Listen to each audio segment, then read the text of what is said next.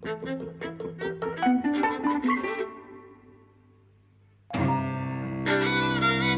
everybody, welcome to Eavesdropping at the Movies. I'm Jose. I'm Mike. You've been dreading going to this film, you haven't wanted to, you've insisted you weren't going to see it. I didn't quite insist I wouldn't.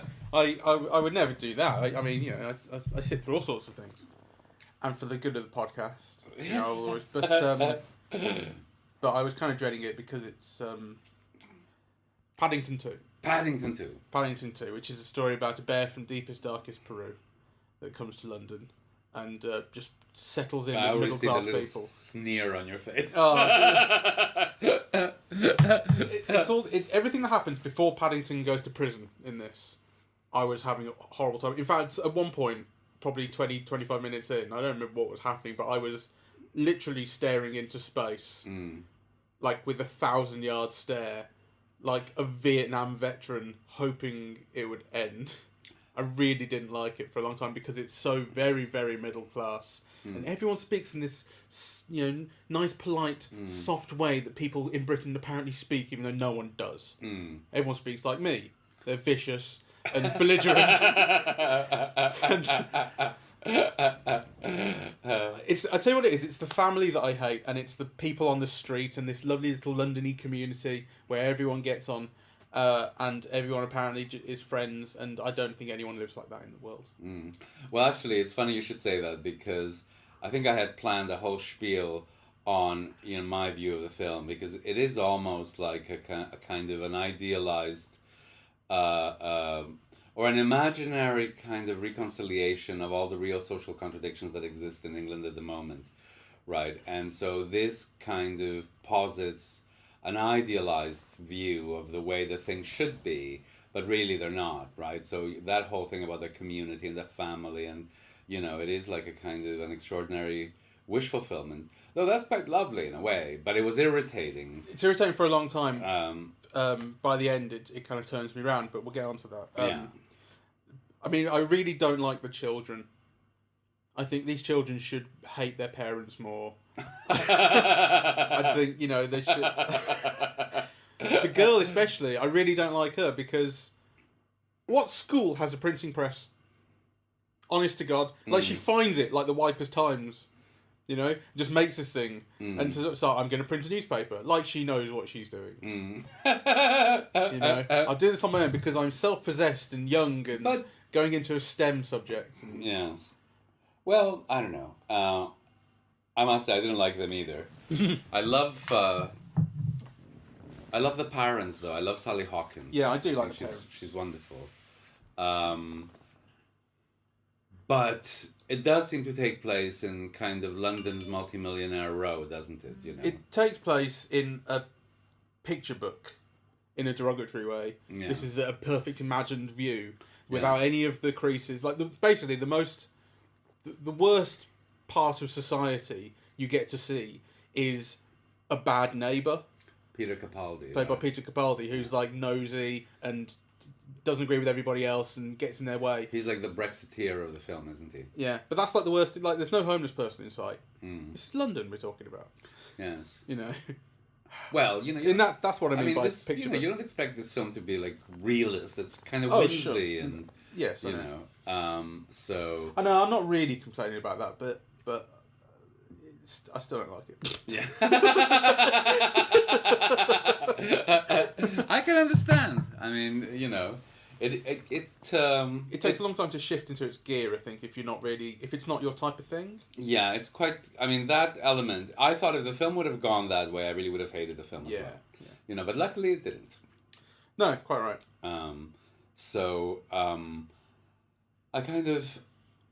I did end up enjoying it very much, really. Were you dreading it as well?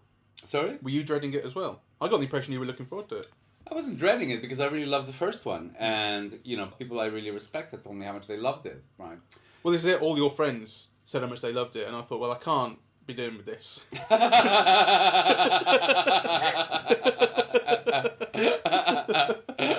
So I'm not going. I'm with, hey, I hate it already. But I was a bit skeptical because I I have a very low tolerance for most children's films, actually. You know, Okay. I find them all too cutesy and irritating. And there's a kind of a talking down to people in many of them that I find deeply irritating, actually. But that wasn't the case with the first one. I thought it was verging on being that way in the first 40 minutes of the film, actually. And I hate the character that Julie Walters plays. Yeah, I really didn't like that. You know, kind of, she's the only, well, she's one of the few, the major working class person in the film. And I hated the character, and I hated the way Julie Walters played it, you know. And I don't care if she is the nation's darling. I love her normally, but she's very irritating in it. And it is the only working class person in there, except for the jailbirds. The jailbirds, you know, are like Prisoners. The criminal class. Yeah, it's very interesting because in the rest of the film, there's like the token working class person. In the jail, there's the token upper class person. Yeah, I suppose. Well, Paddington, I suppose. No, I was thinking of there's the Lord whatever, right? Oh, there's a political, there's a Jeffrey Archer sort of stand-in. Exactly. Who's quite funny. You know, but that's the only one. So. But I mean, he's there. He's not even a character. He's there for 2 jokes. Yeah. Yeah. But they land. Sure. You Oh know. no, but I'm saying, but he's not really. He's not a character in the same way that he doesn't have the same role in that prison as Mrs. Bird does in the household. Well, she only gets about 3 lines also. No, yeah, sure, but she still is kind of actually part of that house. Okay. And she was in the first film, wasn't she? The argument remains that, you know, there's a token working class person in the neighborhood, and then there's like, you know, a token upper class person in the jail. Okay. You know, that's largely holds. And I think that's an interesting observation. That is meaningful. You know, that the whole of this London is constructed as being upper middle, you know, upper middle class. Yeah. You know, and kind of all the crooks are like, you know, the working underclass. So, you know, I don't like that. Yes.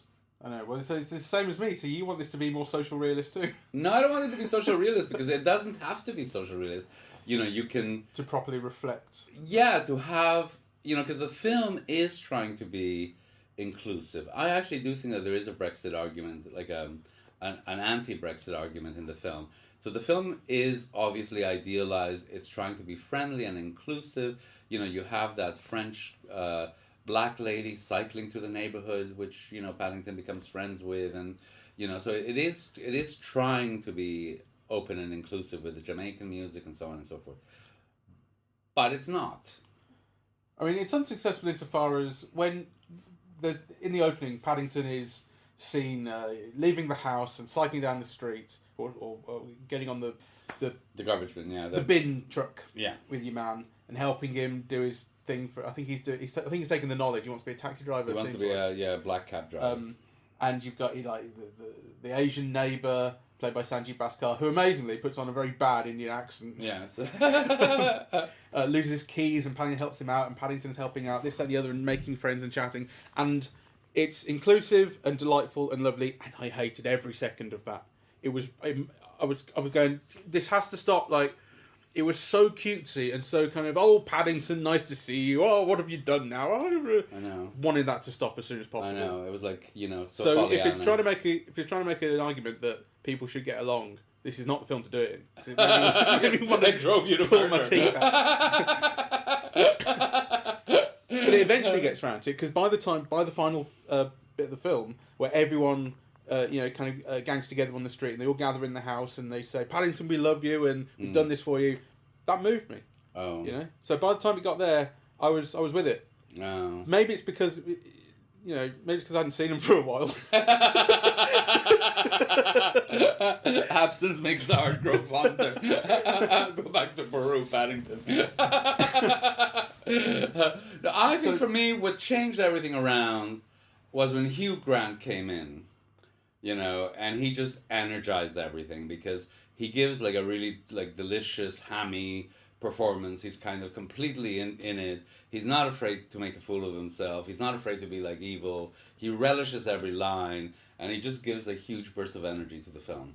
It's exactly what I said when he was in Cloud Atlas, and because in that film characters play different actors play different characters in several different timelines, and basically every one of his is some form of villain, and he loves that. Yes. He really relishes being a dirty man. Yes. And in this he's that, and but he's also, it fits, he shows off, he's an actor, his character. Yes. He's a famous actor who now only does dog food commercials. Yes. But he has an attic full of his old costumes, and he seems to be mentally ill. Yeah.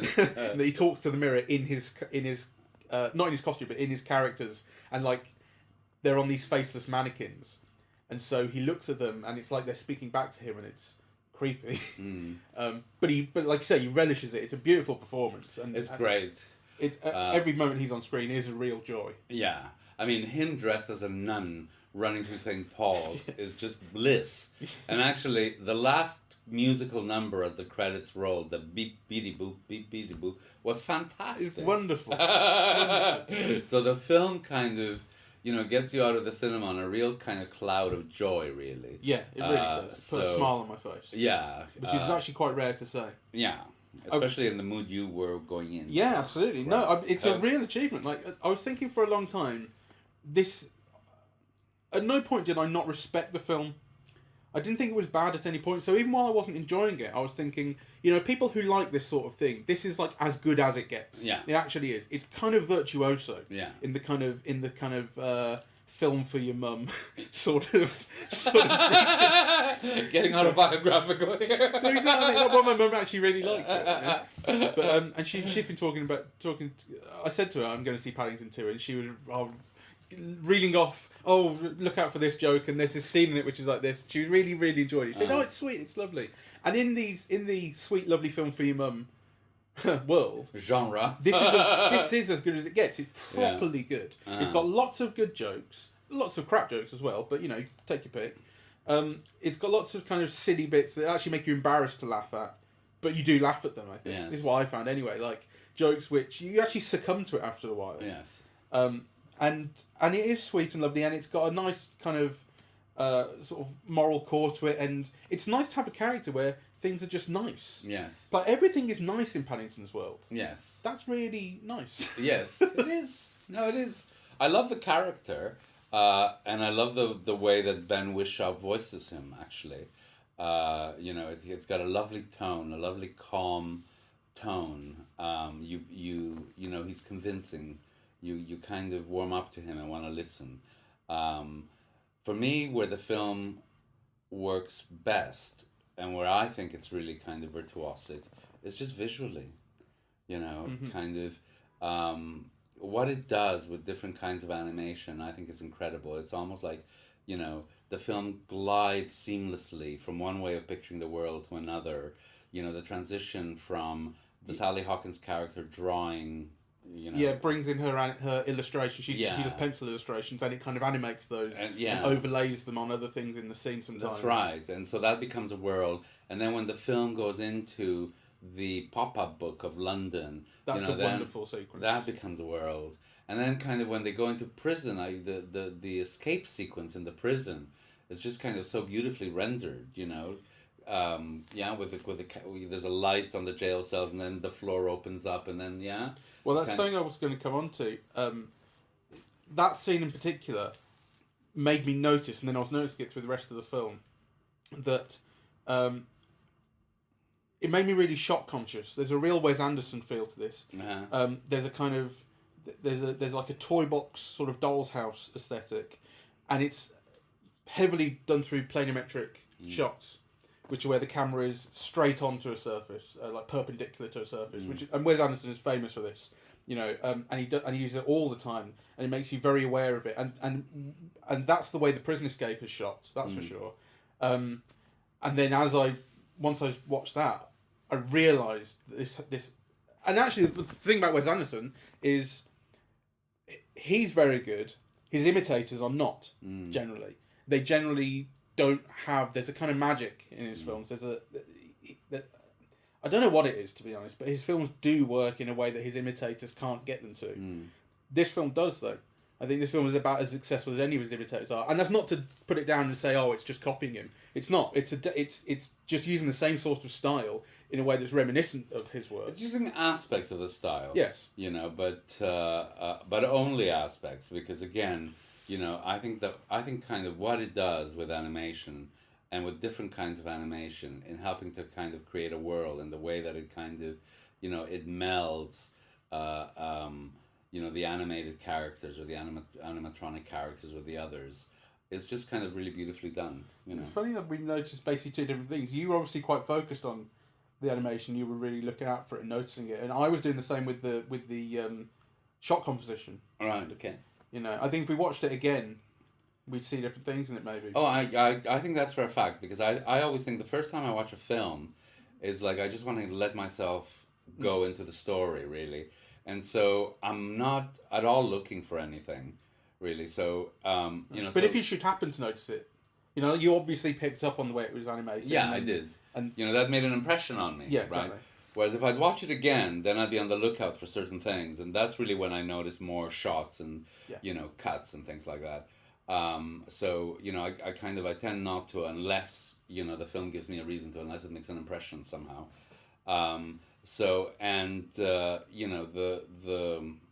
The worlds of the film kind of made an impression on me, just pictorially, right? Like, again, and also the way that out of these different types of animation, it seems to construct something rather seamless. These are all part of this world. Yes. I love the scene where he's thinking of his aunt and he's in jail and the vegetation starts growing and and he's in the jungle, but then he's really in a cell. I mean, the way that that's done is really just beautiful, It is. So, and I love Brendan Gleeson. Wasn't he a joy? He was amazing, Like the Central Street and the Central Family are almost to a person absolutely irritating, but the players around them that fill in the rest of the film are great. Particularly Hugh Grant and Brendan Gleeson. Yeah. And he was... They're the two standouts, and Brendan Gleeson, I actually now can't remember, but, when you first meet him, there's a way that he pronounces a word, and just his pronunciation of the word made me laugh. It's like when they're obviously discussing something to do with cooking. Well, it's when you're introduced to him, it's when Paddington wants to complain about the gruel that he's fed in prison. I don't remember what the word would have been. I think it was a French kind of pronunciation for something, right? Like baguette. Yes. But he does that so often, His face. He's a towering figure the way he's shot. Yes. Particularly next to Paddington, who was obviously like a 3-foot bear. Yes. So there's this kind of...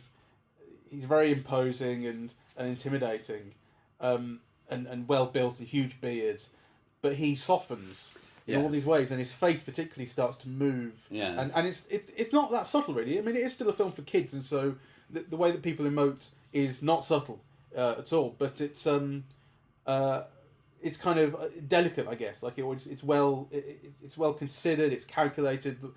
So he when he starts to feel something for Paddington, he's trying to keep up this hard man attitude, but then privately to himself, his face just goes soft, and you go, "Oh, he loves Paddington." Yeah, I mean, the film has a who's who of British comic character actors, right? Like kind of, it seems for a while that almost everybody appears, from Mira Sayal to Richard Ayoade.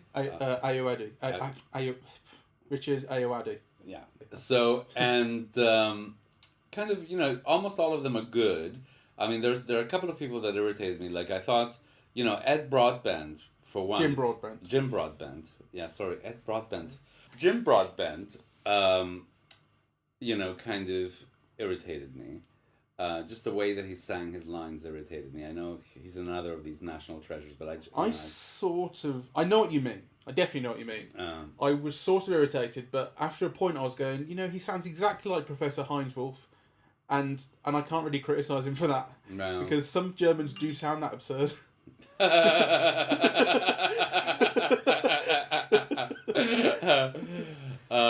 Anyway, he got on your tits. Yes. And kind of, in a different way, the Peter Capaldi character as well. Poor accent. Yeah. It was like poor everything, because actually that is a character the film, the actor could have made more of in the film, turned it nastier and funnier, and Yeah. whereas kind of, it was almost like Peter Capaldi was playing the bad guy, but he wanted to be nice or something. Like it's just not, it's not sharp or acid enough, So I remember him being better in the first film. I think he was more of a villain in that film. Yes. He's more of an irritant in this one. Yeah. Well, he's definitely an irritant. So kind of, I think everyone's talking about the film as if like everything in it is flawless, and I actually wonder to what extent people's perception of that just have to do with the film completely ensuring that you leave in a cloud, you leave on a high moment, right? Because actually I think there is quite a lot to criticize in the film. It's not perfect. Not without its flaws. But it does kind of... I do like the way it was shot. Yes. I can't get over. I mean, even the action scenes were shot planimetrically, and they made it work. Yes. Like the train chase right at the end, Yes. which I think is brilliantly put together. It's brilliantly brilliantly put orchestrated. together. It's It got is. a wonderful kind of through line to it, and the way it evolves, and the way that I was talking about how Justice League didn't do it. The action evolves from one bit to the next in a meaningful way, and it's all shot straight on. It's one of the things that makes that exciting. One of the things that really interests me is how you have animated films with, obviously animated beings for whom getting hurt obviously means nothing. They are animated. They won't feel any pain. And yet they can make you feel the excitement and the thrill of the chase or whatever. And then you have films with real actors, because of the way that they're shot, it actually makes you feel nothing, really. So kind of, that really interests me. So what is it about, the action sequences like in this film that are kind of, playful and suspenseful and exciting? They're not like super thrilling, but they work. They really work. So kind of what are the dynamics of the setting of the shot, of, what the narrative tells you about characters, what's at stake in the chase or, the shot or whatever that makes you invest, emotionally in these beings that are not even real, that gets you excited and thrilled. Whereas like in some action movies, they don't know the basics of how to involve you, and you just have lots of bullets. I mean, I don't have all the answers, but I think one thing is understanding the geography, and basically editing and shooting the scene in such a way that you're never confused about where things are in relation to each other. Because the moment that you're confused about actually what is happening on screen, never mind what it means, the moment you're confused about that basic stuff is the moment you have no investment in anything else, because you're struggling. Yes. And Paddington has no problem with that. Paddington makes it very clear where characters are all the time, and where the trains are going in relation to each other. You see shots where you see both of them, like one in the foreground, one in the background, and so you know where they are compared to each other. You see that the tracks are going to diverge, and so on and so forth. And it has no problem in fitting this all into its visual style and making it very clear, and so you're able to concentrate on the story and the character. Yes, I think that's true. I was also, going back to your point about everything being nice. Yeah, about, the Everything being nice in Paddington's world. Yeah, because you were talking about Paddington being nice and, and so on, right? And, He sees the best in people and that kind of thing. That kind of thing. And I was thinking how rare the film is, because actually it gives everyone a nice send-off. So even the worst villains in the film kind of find fulfillment by the end of it, right? So, you have the Hugh Grant character who is the villain, and he ends up kind of, finding his captive audience in jail and kind of doing musical numbers and getting all the applause. So actually, there's a lovely outcome even for him, right? Like everyone has a lovely outcome at the end of the film. Yeah, particularly the prisoners who escape, Brendan Gleeson and the other two. They're pardoned. They have these newspaper codes that say they're good people. It turns out, or something like that. And they open a restaurant. They open a restaurant. Paddington's making good at cooking. But that's a really wonderful bit. Actually, I wanted to speak about that because so in prison the food is terrible. And Paddington says, "This isn't right. We can have lovely food. Can I speak to the chef?" They're all like, "Don't complain. Don't complain to Knuckles, because Knuckles is going to get you." And he does, and he says, "Well, I can make marmalade. I can make marmalade's brilliant." And so he gets involved, but he's like, "Oh, sorry, I don't know how to make any dessert. because all the prisoners like it Yes. because it's lovely marmalade. So, sorry lads, I can't make dessert. I know how to make marmalade. And then one of the other prisoners stands up and goes, my gran has a chocolate roulade recipe. Yes. I can probably remember it. And then one of the others. So with him in particular, it's about his gran, and there's a family thing going on all the time. Like, obviously the film is about family breaks up because Paddington is taken away to prison, and then it's reunited at the end. But there's also a thing about the whole through line is Paddington wants to get his aunt a present for her birthday. Yes. That's the central like motivating action in the thing. That is he wants to get his aunt a birthday present. Isn't that nice? Nice. And yeah, so the idea that one of the other prisoners who's not a major character at all has this thing of my grand's got a recipe, and that kind of comes in as well. Yeah. You know, I like that. Yes. I don't think there's much to it. I like it. No, well, kind of that's a really nice thing in the film. Anyway, it's very bright and it's very joyous, and it's kind of like everything does revolve around kind of family or family connections. I also think it's a city that revolves around London. Like London is the other major character in the film, basically. I think people who love trains will also find a lot to love in the film, right? It's a film kind of made for like train geeks. So it's. They were so disappointed when they saw Trainspotting, weren't they? Finally, a film for us. This one will offer everything that will compensate for Trainspotting. But he's named after a train station, so. Yes. Yes. So anyway, I think that's all really. It's quite camp, right? Like more than quite camp, actually. Well, I did say after the film, this is a film in which the moral is that wearing pink makes you gay. Yes. Because Paddington gets a red sock. God knows where he got a red sock from, but he gets a red sock in the laundry at the prison, and it turns all the uniforms pink. Yes. But and that coincides with him kind of rubbing off on them, Yes. and then everything kind of gets beautified and made nice and pretty, like a little town with plant pots. So you have flowers in prison. Yeah, exactly.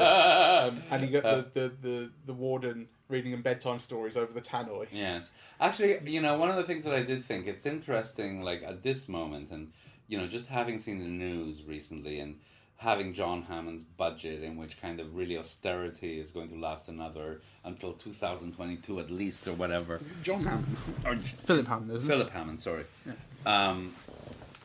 I just think it's so interesting that in a way that the film is what it is, kind of in the context of Brexit, right? So, everything is lovely, everything is a community, kind of London is pretty with no criminals, and, kind of you can be friends with, like, the bin man and kind of, everybody. It's a place that still has newsagents.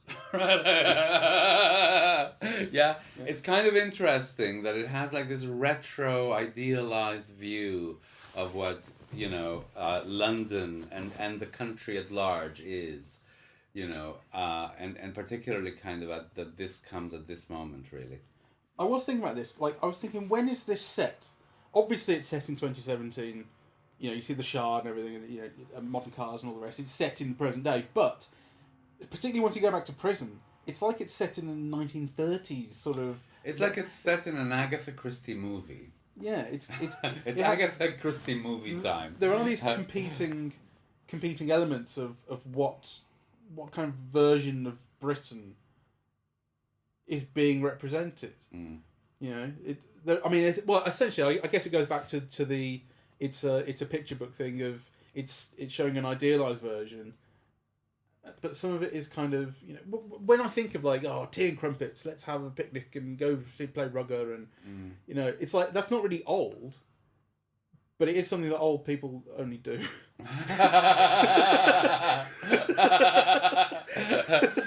Anyway, the thing is that the film plays on it, so all the fields are green, right? Like, the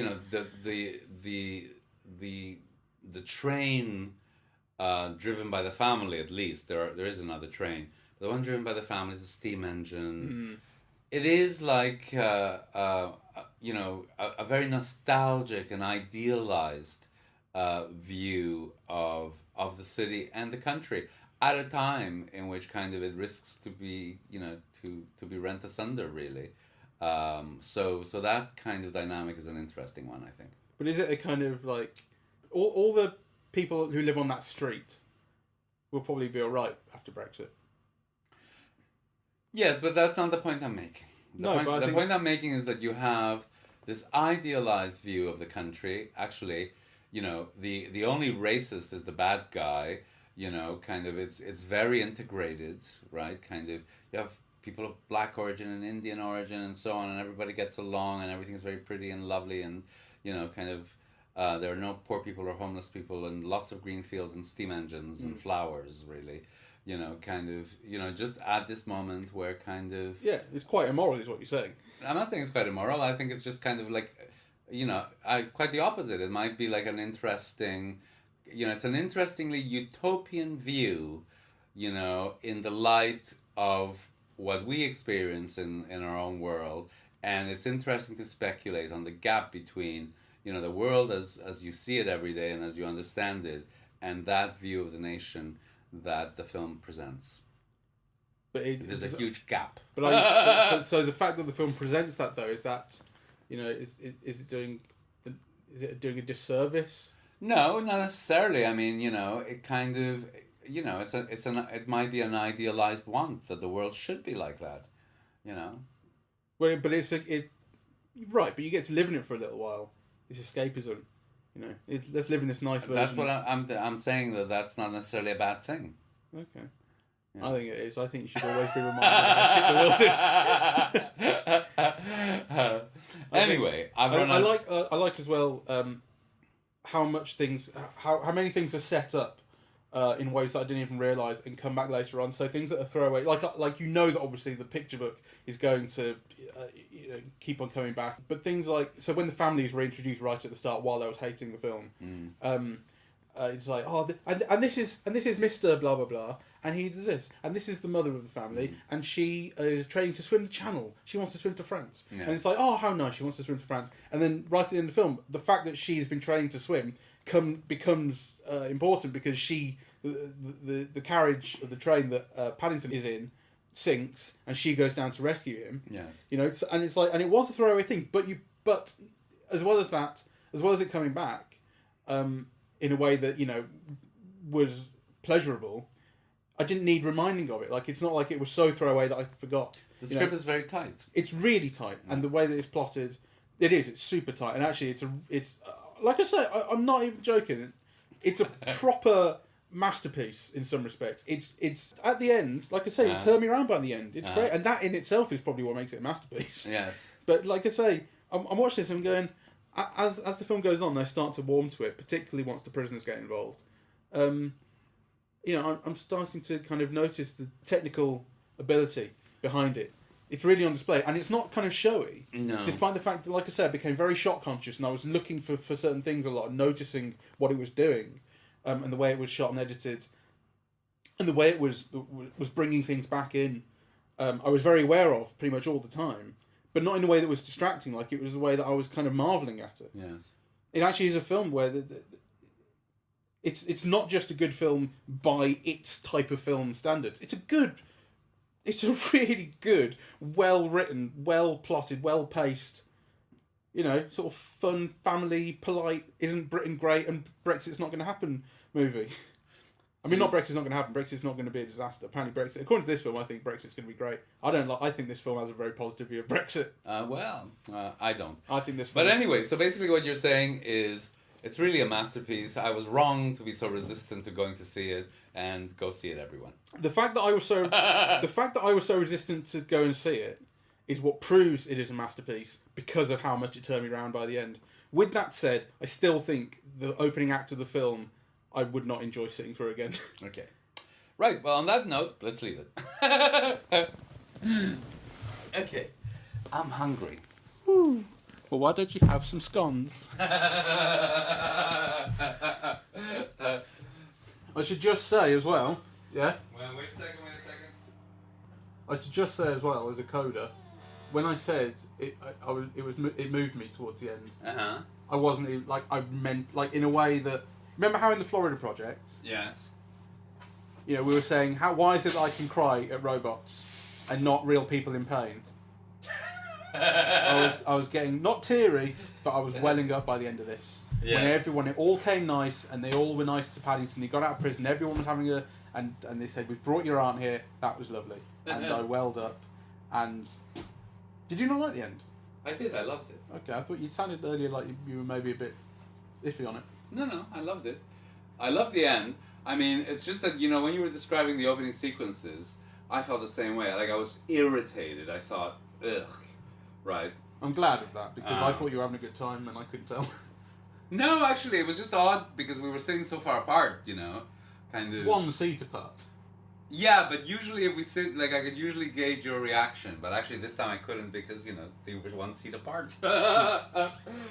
So I couldn't, you know, I just focused on the film. I wasn't really aware of how you were responding. I looked over to you every now and again. I thought you might have looked over to me while I was crying out for help with my eyes. No.